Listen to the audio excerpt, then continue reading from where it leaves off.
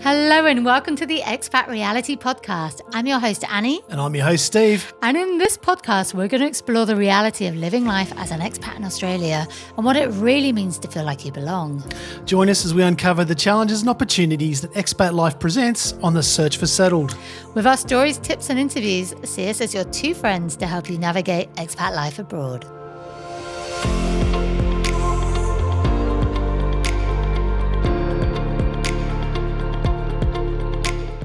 Just to let you know, this video podcast series is brought to you by the team at Auric Migration and Mobility. Now, Auric have helped us personally with my visa process to Australia, and we only know too well how difficult the entire process can be if you're doing it by yourself. They have also helped hundreds of our followers, and they're offering our listeners an initial assessment for free. Email them your visa situation, questions or concerns, and they will get back to you at no extra cost. Simply mention the Expat Reality Podcast when you email them at migration@auric.com. Auric is spelled A-U-R-E-C. So that's migration@auric.com.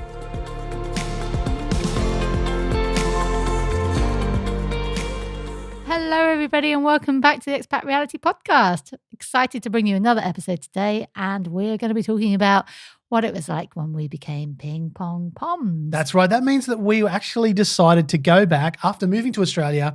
We decided to go back to the UK and then move back to Australia again. So it's like a ping pong type of situation. I know. And I kind of had heard that term before, but now I'm very much aware of it. And since we have become one of those ping pong poms, there are a lot of thoughts that we've got about that experience and time we had back in 2018 when we only lasted 6 months in the UK.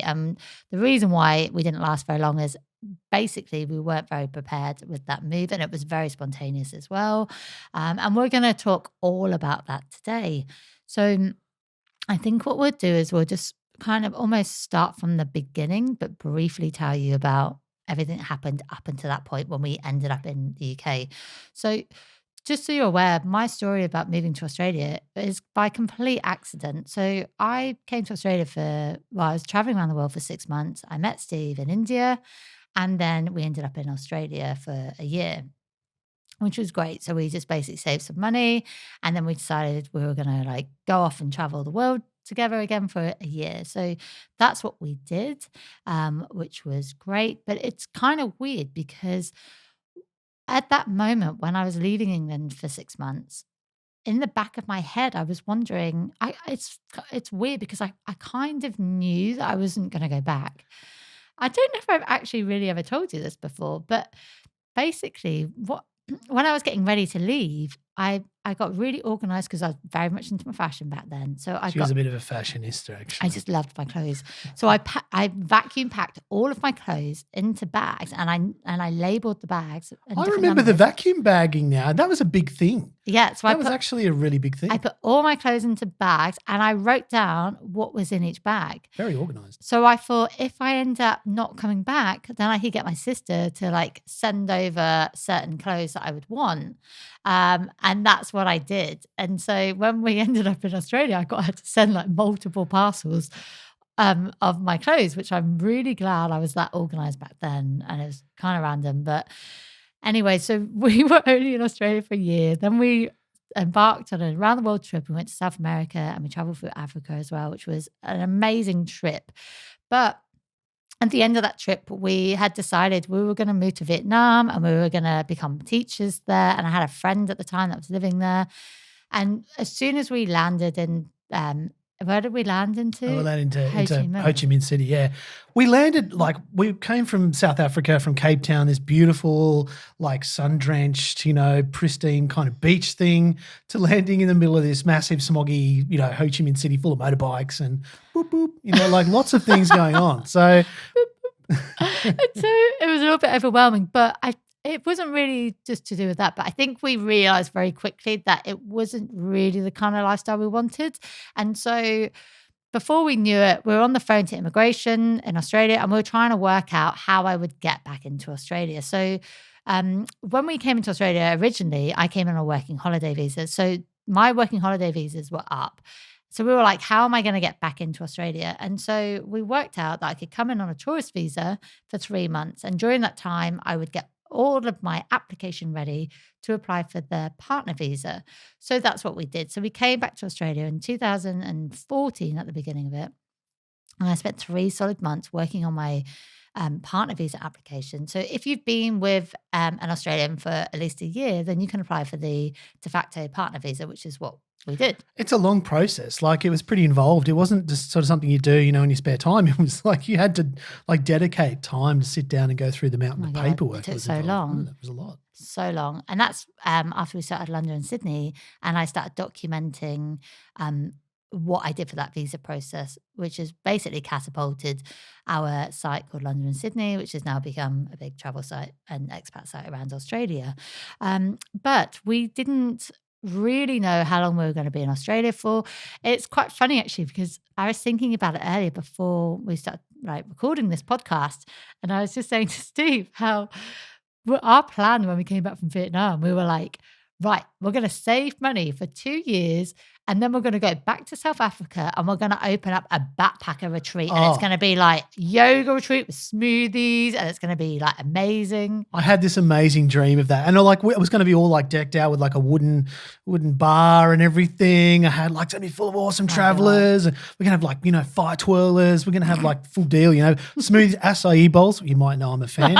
And of course, the best beer that South Africa has to offer. It was going to be amazing. And of course, that's, fitting right in the middle of my acai and beer rating scale, which is, anyway, moving along. So, so this was the dream that we had in our minds. It was this amazing backpackers that was just going to be epic. Really, we didn't even really think it through though, did we? Because we were like, oh, we're just going to do that.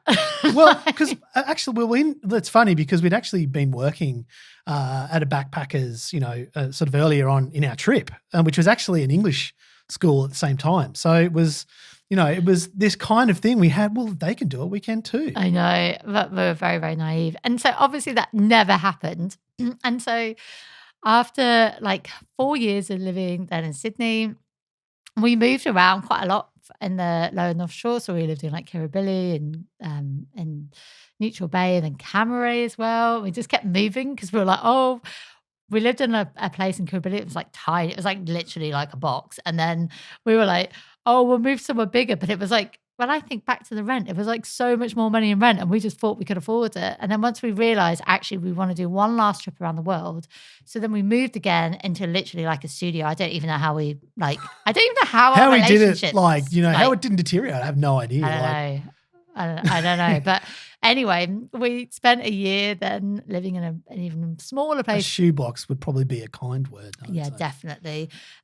For a year, while we were saving money to then go and have one final trip around the world to tick off those bucket list experiences, which is what we did. And it was awesome. And then we got to Cuba at one point, and that is when everything changed. And so what happened, Steve?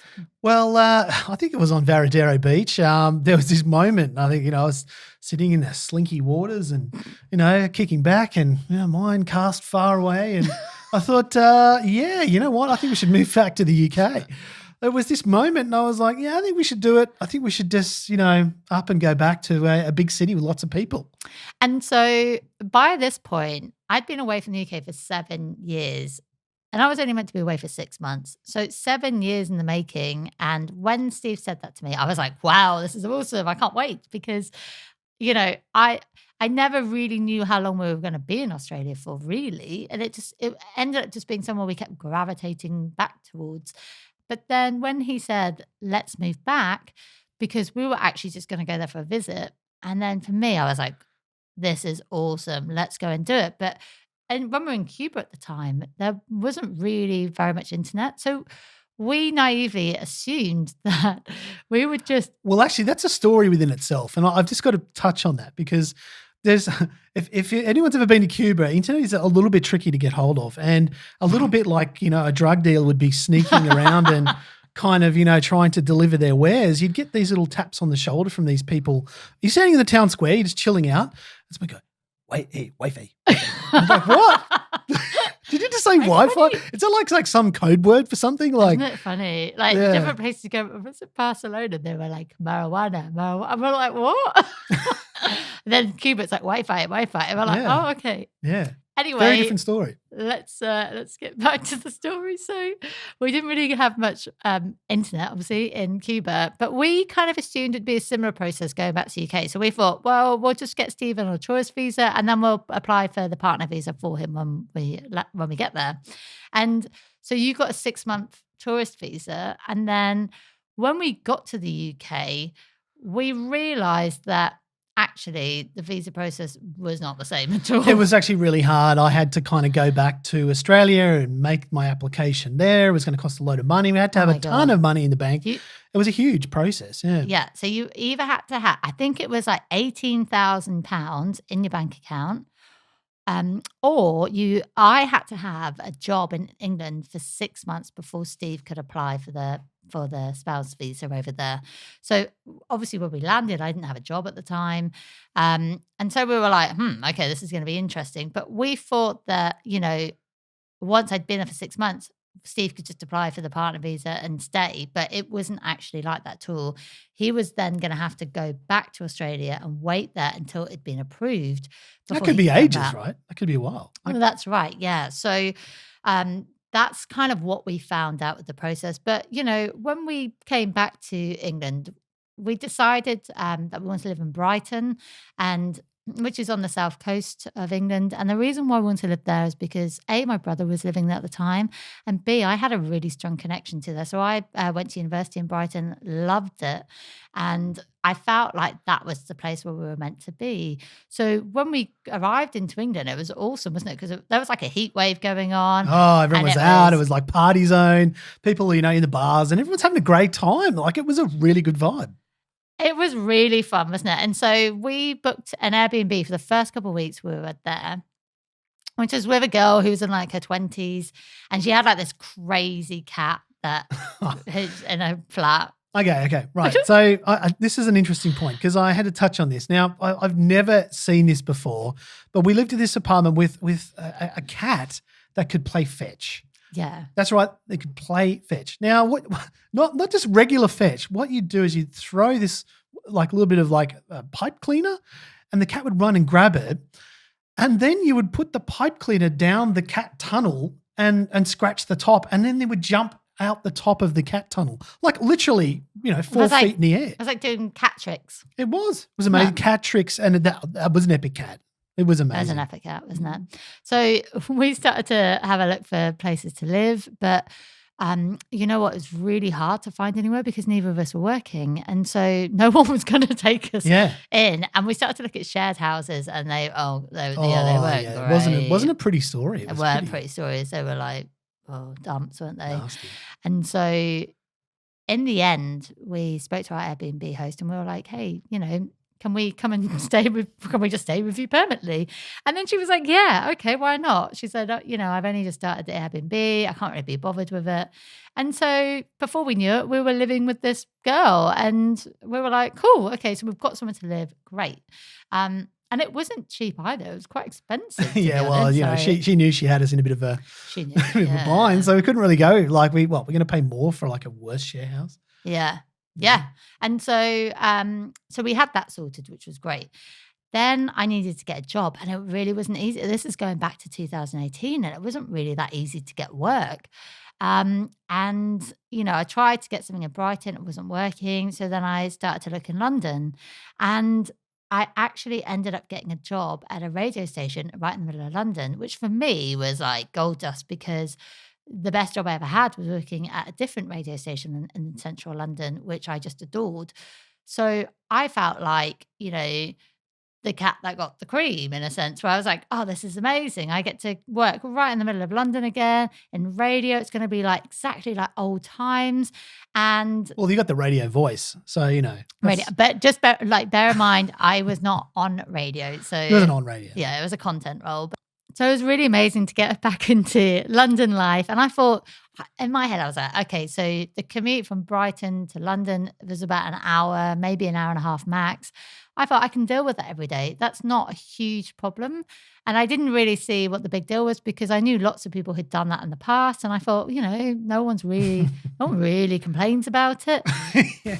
But yeah, I thought it'd be okay. And so before I started that job, we were like, let's go on a quick holiday as a one last trip before you go back to work life again. And so we went to Croatia because that was one of the things we were looking forward to most about moving to England. So making trips, over to Europe on the weekends, Yeah. Yeah, like little city holiday excursions. We thought that it was going to be like because after living in Australia where, you're so far away from everywhere, we thought, oh, it's going to be amazing because we'll get to go and see all these cities and amazing places. And so we went to Croatia for 5 days and I put it on a credit card and I'd never used a credit card before. And we literally spent so much money because it was so expensive. Oh, yeah. And I remember it being I think it was £50 or something for some fish and chips and a glass of wine each at a really crappy restaurant. And we were just like, okay, yeah, this dream is probably not going to be a reality to what we thought it would be. And anyway, so I started the new job and I was super excited about it. And I always remember the first Friday starting that job. And Steve came up from Brighton to meet me after work. And then a couple of my best mates came and met us as well. And we all went for drinks just off Carnaby Street, one of the pubs I used to go to all the time.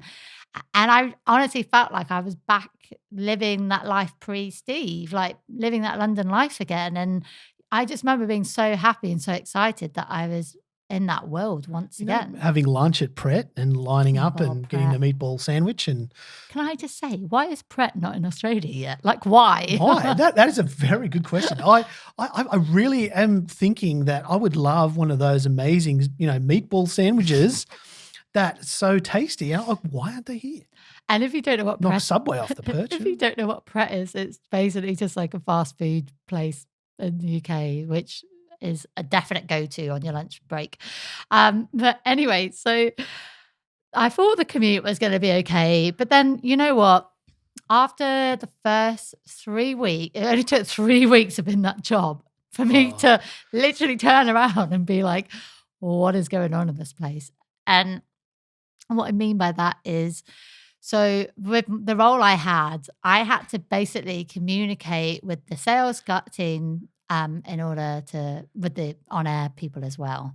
And it was just awful. And I remember within the first 3 weeks, I remember this girl from the sales team, I think, and she just went bananas at me on the phone. And I was like, what? And I hadn't really experienced people treating other people like that before. And I was so shocked that I couldn't believe that in 2018, that was actually allowed in a company for people to treat each other like that. So the definition of bananas is she was being rude or kind of? Yeah. I mean, that's such a good question. Yeah, she just went, it was like she was blaming me for something that was nothing to do with me. And it was really awful. And I remember going home crying, being like, oh my God, I can't believe someone's treated me like this.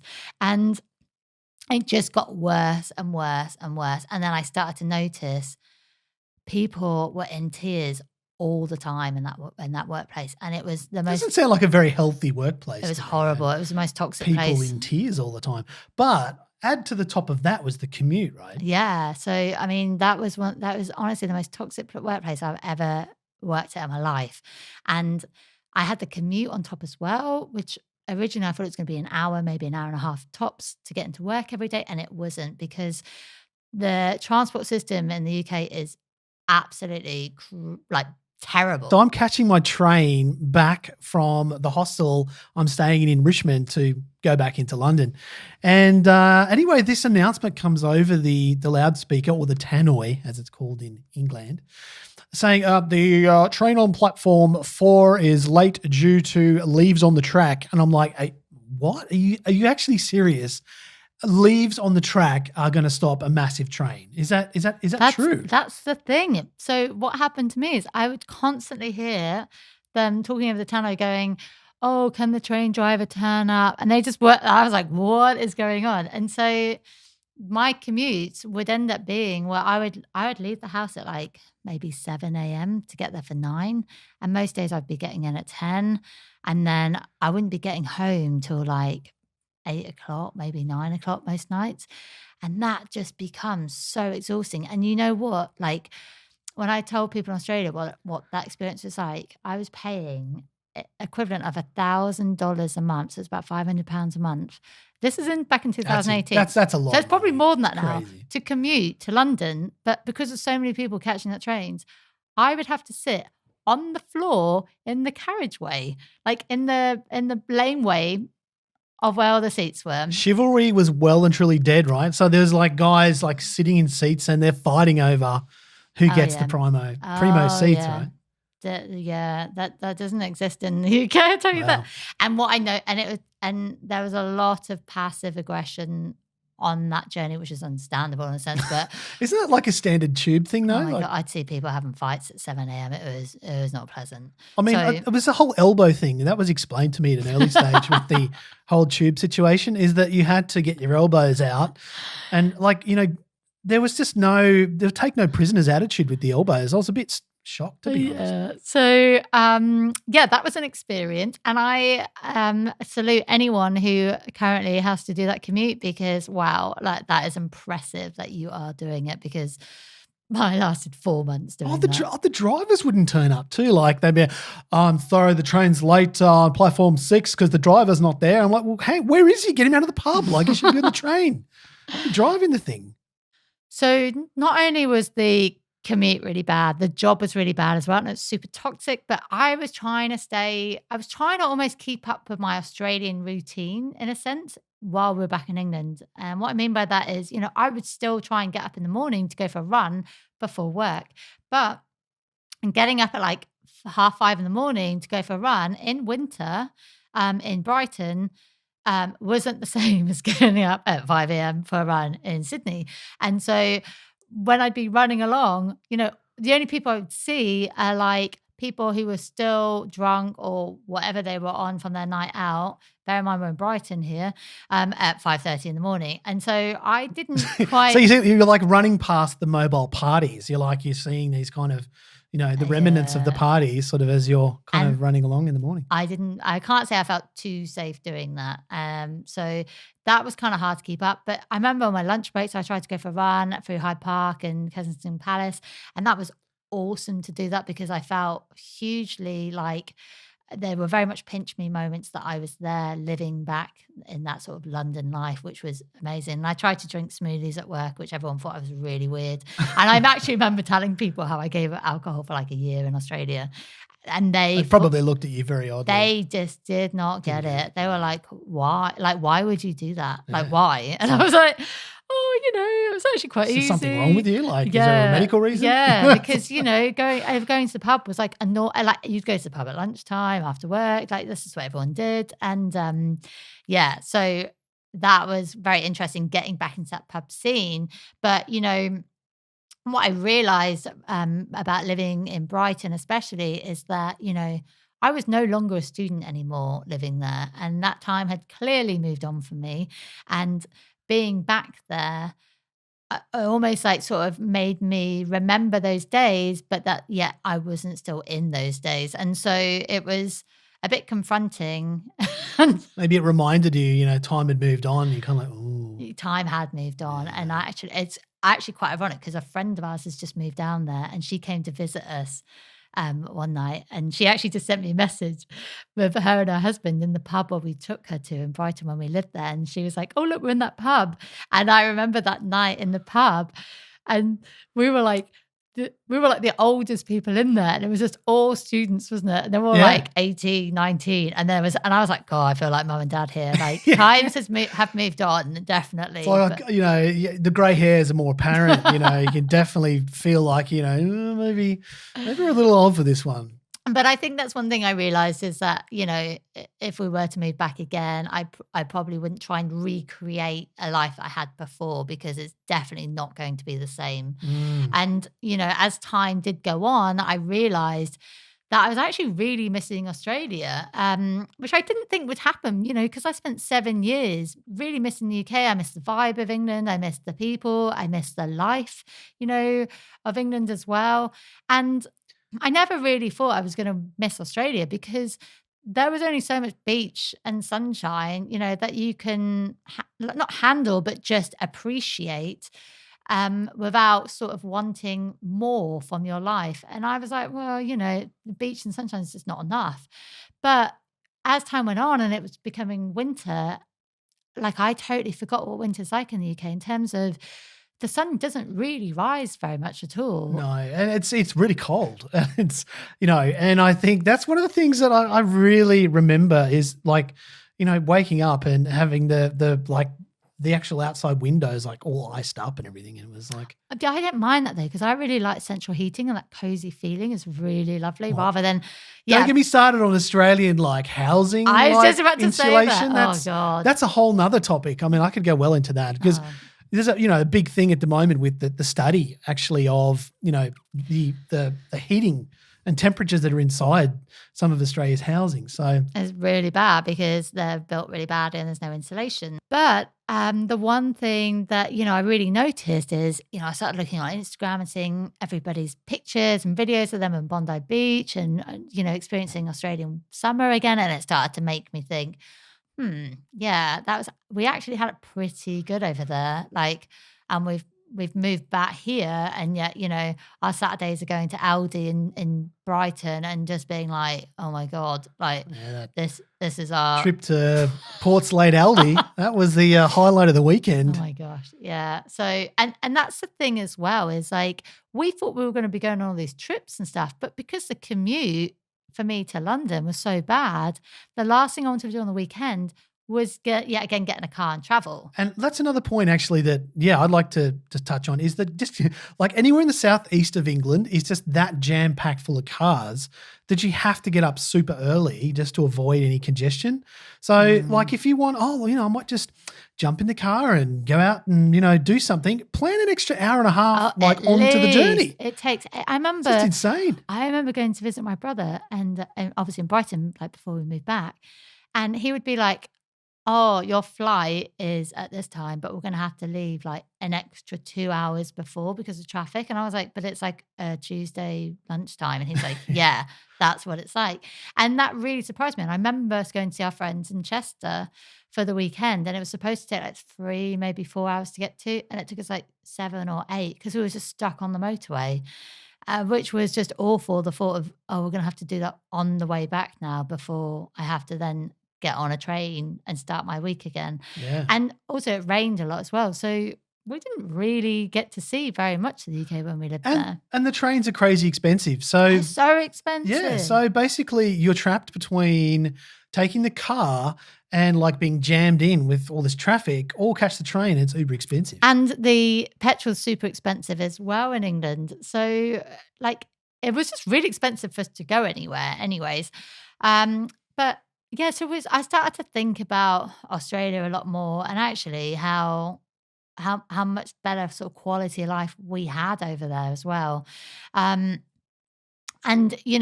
I realised as well going on holidays to England was not the same as living there again. And so, even though I missed the vibe of like England and the pubs, the culture and everything, I really started to look at it very differently after living in Australia. So, even trying to go on I really miss going on bushwalks, but you try and go on a walk in England and you're walking through someone else's field to another field to another field. And it's just obviously never going to be the same. Yeah. And I think a national park is very different. It's a different experience to bushwalking. In the UK, as you say, like you open the paddock door and it's some farmer's, sheep laden paddock and then you just go from that to another one and kind of, there's some interesting countryside. But yeah, it's not got that same untouched feel as what you'd have coming to a national park. And that's obviously what Australia does incredibly well is the national parks over here are unbelievable. That said, there are some very nice gardens at our parts of, so like those estates and that sort of thing, right? So they're really cool though. They're lovely, manicured gardens. Right? Oh, beautiful. Absolutely. So basically, we then had to decide what we were going to do in terms of whether to stay in England or whether to move back to Australia. And that was just agony for me to make that decision.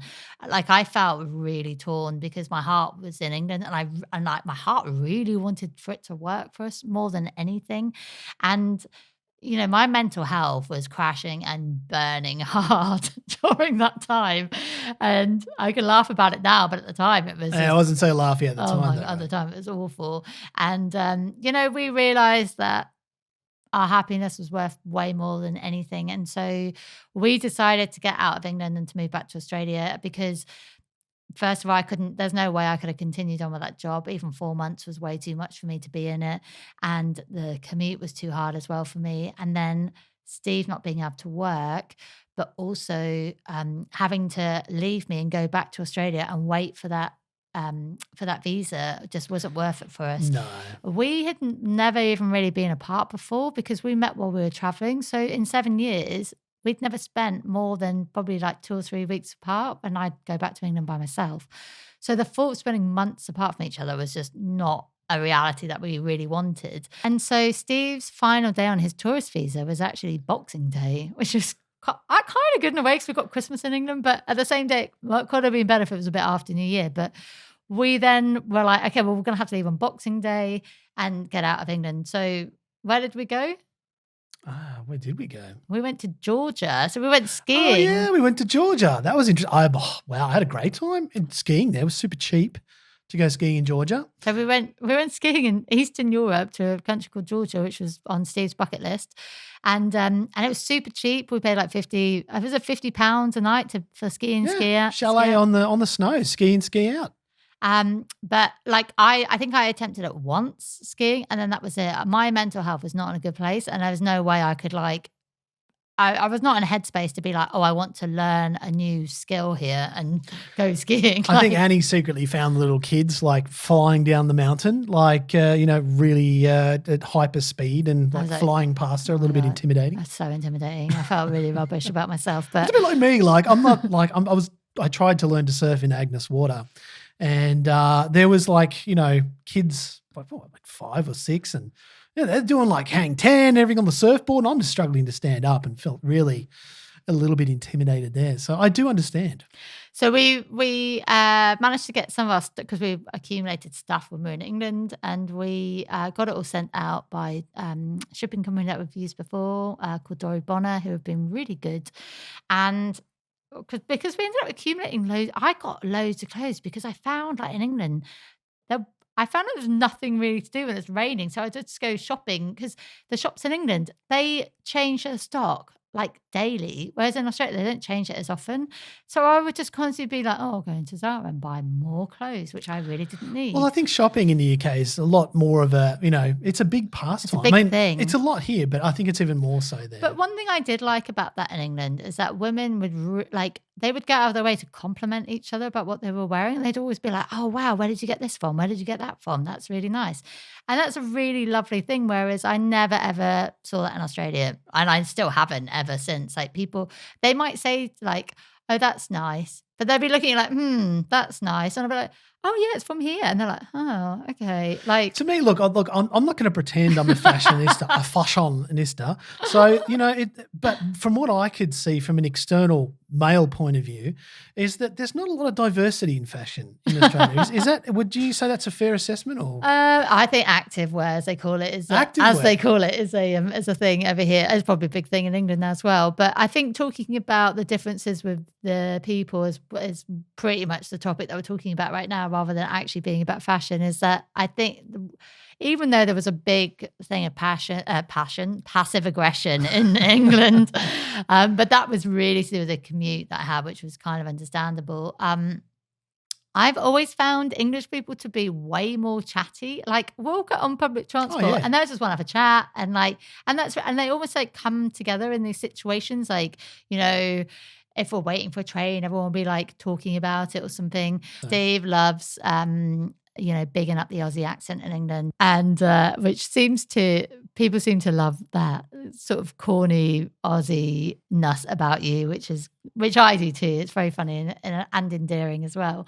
when we came back to Australia, we definitely felt like it was the right decision we made. And it just felt good, didn't it, to be back? And I didn't ever feel like I didn't ever think I would ever feel like that. But I definitely felt like I had come home, which was probably the first time I ever felt like that since I first met Steve and came to Australia. Strangely enough, as well, for me, I felt, like a new appreciation for being back here. So, there were kind of things that I kind of looked at a little bit differently. I could probably make a whole like program on that. But I mean, the sort of, just sort of the natural world, and also just, I think, again, people's sense of kind of just being at peace with themselves, I think was a really thing that I noticed from, compared to our experiences in the UK. So it was, really opening experience, I thought. Definitely. And it made me appreciate much more about Australian life as well. So, as I said before, I was like, well, beach and weather isn't really a factor to stay in a place. But yet this time when we came back, I was like, actually does make a huge difference to have space and the great outdoors and to be able to like really get out on the weekends and explore different places. And I really appreciated that more than anything, I think. So it's, I really appreciated not being compressed and sort of confined as much as we were in the UK, and there's the wide open spaces. It's, and that's something I think coming back you really appreciated in Australia. And what's really interesting is about 8 months or so after we did come back, I then went back out to England again to see a friend of mine, which I was not expecting to go back so soon after. But I'm so glad I did, because that was in 2019. And I'm glad I sort of got over that experience of having to leave, because it was really traumatic. Like deciding I felt like we were just talking about it before, and I felt like almost like I was giving up my life of living back in England to come back to Australia. But now I've realized that was just at that time that it wasn't quite right, and that that's not something we can't do again in the future. But what was really interesting is when I went back 8 months later to see my friend, I realized that actually for me, it's better to go back for visits than to live there permanently, because when I go back on holiday there, it's like I get to see my friends and family more than I would do living there. Well, this is the thing, because when you go back on a for a purposeful visit, like everyone gets together and all that sort of thing, and it's like it's a it's like a thing. Everyone's there, and you get to spend more like better quality time with people rather than living there and being exhausted and tired and miserable, and you're not like I wasn't really spending the better time with people to what I should have done. And I think when you do come back, people find the time. And I think because everyone's really busy, as you naturally are as life goes on, if you're just sort of in the day-to-day scheme of things, maybe if you live there, you wouldn't see those people as much because they're just down the road. I'll see them whenever, and there's not really that urgency. But when you come over visiting, right, everyone's like, yeah, cool, let's all get together. And that's a really interesting point. So I've had quite a lot of readers that have reached out to me over the years who've said the same, that, friends and family ask them to move back. They really miss them. And so they give up their lifestyle in Australia and they move back. And then when they get back, they don't actually see them as much as what they thought they would. And then they're sitting there going, I just gave up that to see you all, and now I don't see you. I moved all this way. Like, let's see each other every weekend, and it doesn't kind of happen. And getting into Australia is not that easy. So, if you are, I would say if you are thinking about it, I would definitely wait until you've got your permanent residency before giving up that sort of experience personally. But like I said, I think our experience is quite different to probably most people's. Like, you're probably not going to have like 2-3 hour commute every day to work and work in a very toxic workplace like I did, and be under that pressure really that we were with Steve's visa. So I think it's probably quite different for everyone to what we had. Yeah, your mileage may vary. So, this is just our experience, of course. Definitely. So if we were to do it again, which, we probably will at some point in our lives, I'm sure we definitely will. But if we were to do it again, I would make sure, obviously, that we're way more organised. I would get Steve's visa sorted. I think organisation is just like the key to everything. If you can organise, and actually get all the information ahead of time, it's probably a little bit more helpful than kind of doing it on the run. Definitely. And so I think we would get Steve's visa organised before we even left Australia. And I would make sure as well that we had secure jobs as well before we would get there, because how on earth are you going to be able to get a rental if you don't have a job? Well, at least one person, would need to have some sort of job. I mean, otherwise you're going over there and you're just hoping for the best, and that could be, not end so well. Obviously, unless you have family or friends to stay with to help you out. So I think we'd also make sure that we were living close by to friends as well, and people that you really want to be spending quality time with. Like I said, like if you want to travel around the UK, it's not as easy as you might think it is, just for a weekend getaway, unless you live nearby.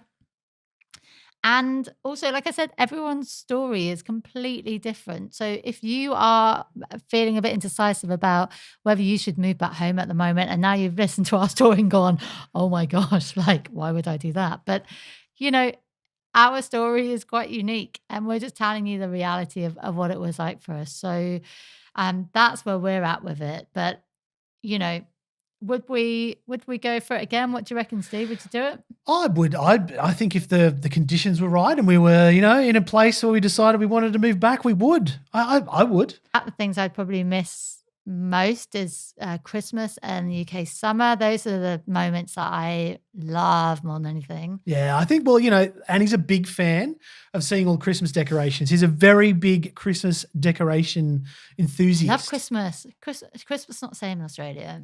Well, you don't have the snow. I like New Year's. January's great, but Christmas, no. No. I miss the build up to Christmas and the lights and the excitement, and there's nowhere else I can. So Christmas for me in Australia is all about barbecues. It's about being on the beach. It's about sunshine and sort of happy days.